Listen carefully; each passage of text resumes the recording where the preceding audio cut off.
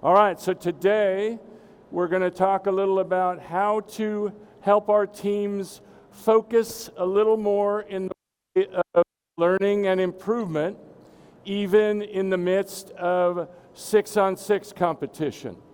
That's not an easy thing to do. There are different parts of practice that you all probably run, and maybe some parts of practice are more focused on individual skills, things that don't involve 6-on-6 volleyball.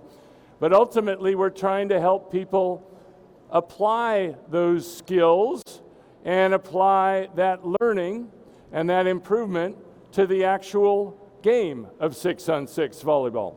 So we're trying to foster a bit of extra focus, even in the midst of competition, on some things we might have worked on earlier in the practice, earlier in the week, earlier in the season.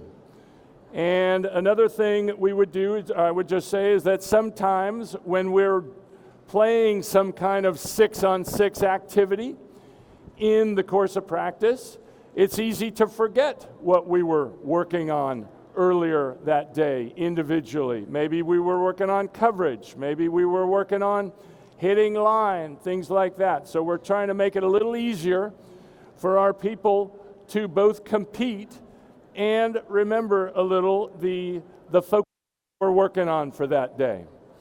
All right, so we're going to get into it with 5 different basic activities, ideas for you to apply to your own team and your own gym. First, I want to introduce 2 of my favorite people, Luca Slabe, who will be our assistant with the men's team coming up. Luca, yep, in the red shirt. And another of my favorite people, Tama Miyashiro, our great assistant for the last number of years with the USA Women. Now Tama's going to be coaching in Love with the Salt Lake City franchise. Really excited for her as they get their first season going. So they will be our assistants. We have 5 different types of activity. Really, it's a game, and then it has a component that affects the scoreboard, or a game within a game, or a second scoreboard. Different types of activities. One is simply a bonus. So we're going to start a game at 15 all, and if they accomplish the bonus, it adds a point to the score. All right, so Luca, we are ready to start with our bonus. And in this case, actually, I put an electronic whistle there, Luca, if you want to. Oh, yeah, you got a better whistle. I like that one. So we'll go ahead, and I'll explain it as we go. Yep, we're playing. Luca, you got it. So this one is simply a coverage bonus. We're in the bonus phase here.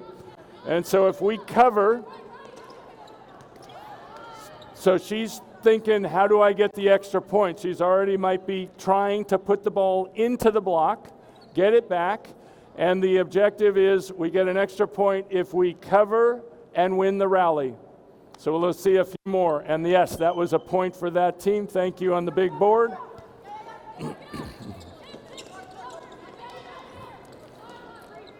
And we're still playing.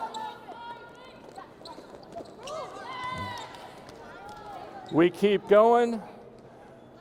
So again, the first objective is, if we're trying to foster a little more coverage or remind people about their coverage. Oh, there it is. Now we can win. Oh, we could still win the point though by winning the rally. Nice. We keep going. Thank you. We got the score right here.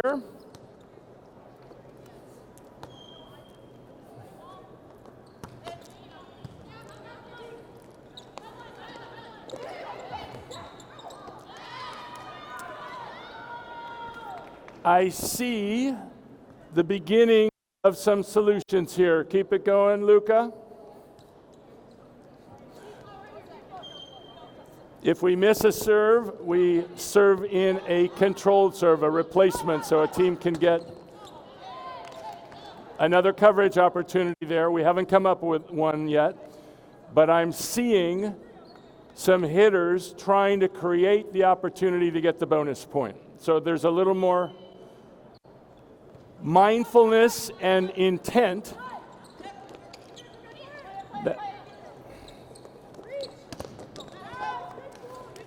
to see if we can create a coverage play. We'll see a few more here.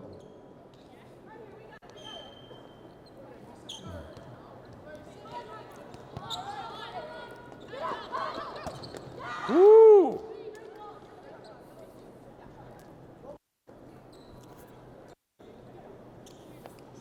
Nicely run over here. Got some speed going.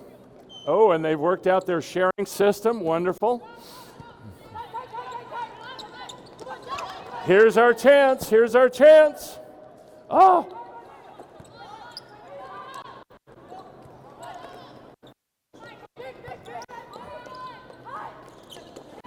And a chance over here now. And a chance again. Oh! Woo! Bonus point over there. They both had it on.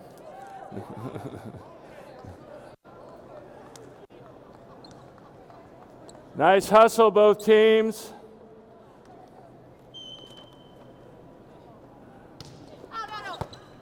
Replace.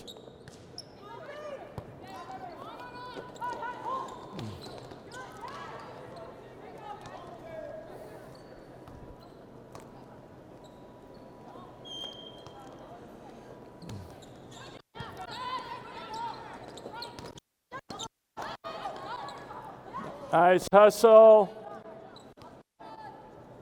Seeing some nice engagement on coverage. That's the bonus opportunity here. All right, we're coming back.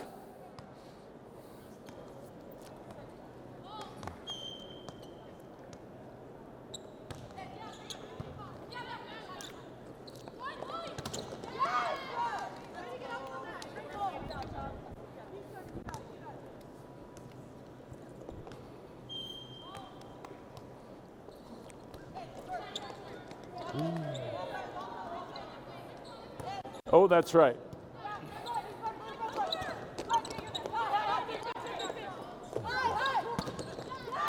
Okay, we're going into overtime. Love it. We're going to put a cap on this at 26. Whoever gets 26 first wins the game. So if you get a cover, you could get these 2 points. Replace.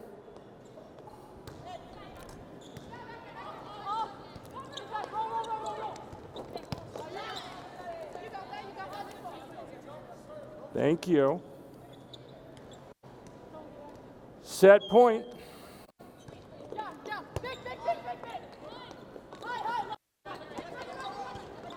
Nice move by off blocker.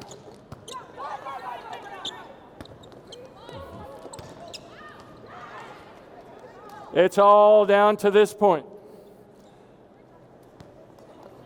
That regularly in our gym. If it's running long, we like it, but it comes down to one play. Oh! All right, ladies, take a quick break. Can I have a hitter from each team over here? Tell me about the coverage aspect to that. Was anybody trying to use the block and reflect it at all? That was our goal, yeah. Okay. There too? Yeah. So they were, thank you. They were both, it didn't happen on every play, but they were purposefully trying to find the hands.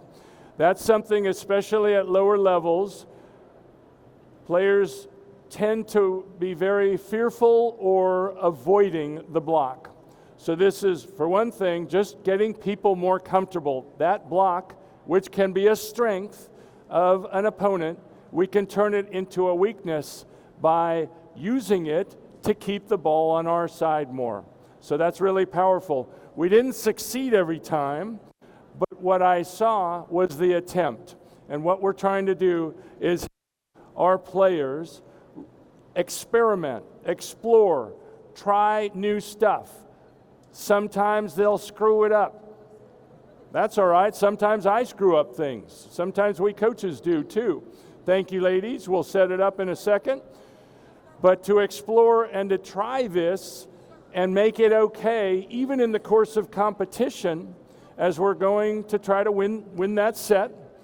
We'll put it back to 15 all again. Thank you. Speed themes.